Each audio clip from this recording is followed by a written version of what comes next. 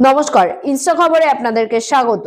পাকিস্তানে হয়ে চরবৃত্তির অভিযোগে গ্রেফতার হওয়া সুন্দরী ইউটিউবার জ্যোতি মালহোত্রাকে নিয়ে চাঞ্চল্যকর তথ্য সামনে এসেছে। তথ্যের অধিকার আইন আরটিআই অনুসারে রাজ্যের পাকিস্তানে হয়ে চরবৃত্তির অভিযোগে গ্রেফতার হওয়া সুন্দরী ইউটিউবার জ্যোতি মালহোত্রাকে নিয়ে চাঞ্চল্যকর তথ্য সামনে আসছে। তথ্যের অধিকার আইন আরটিআই অনুসারে রাজ্যের পর্যটনের ব্র্যান্ড প্রমোশনের জন্য মোট ৪১ জন ইউটিউবারকে আমন্ত্রণ জানিয়েছিল কেরল সরকার, যার মধ্যে ছিলেন জ্যোতি মালহোত্রাও। এমনকি প্রত্যেকের থাকা খাওয়া থেকে যাতায়াতের সমস্ত খরচ বহন করেছিলেন কেরল সরকারের পর্যটন বিভাগ।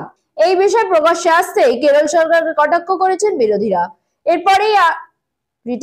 এরপরেই আসরে নামছে কেরল পর্যটন বিভাগের মন্ত্রী PM মোহাম্মদ রিয়াজ। তিনি বললেন, যে সময় জ্যোতি মালহোত্রা ৪১ জন ইউটিউবারকে পর্যটন দপ্তরে প্রমোশনের জন্য আমন্ত্রণ জানানো হয়েছিল, তখন তার বিরুদ্ধে কোনো অভিযোগ ছিল না।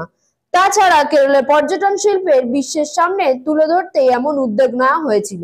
তিনি আরো বলেন, রাজ্য সরকার আগে জানলে কখনোই একজন গুপ্তচরকে আমন্ত্রণ জানাতেন না। এই খবর প্রকাশ হতেই কেরলের বাম সরকারকে কটাক্ষ করেছে বিজেপি ও কংগ্রেস।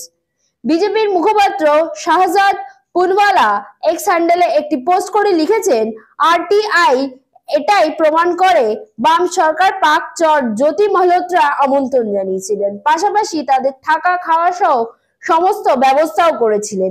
এই ঘটনার পর পর্যটন মন্ত্রী পদত্যাগ দাবি করেছেন বিজেপি মুখপাত্র।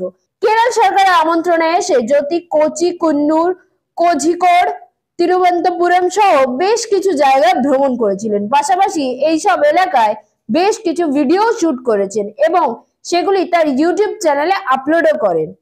ব্যুরো রিপোর্ট, ইনস্টা খবর।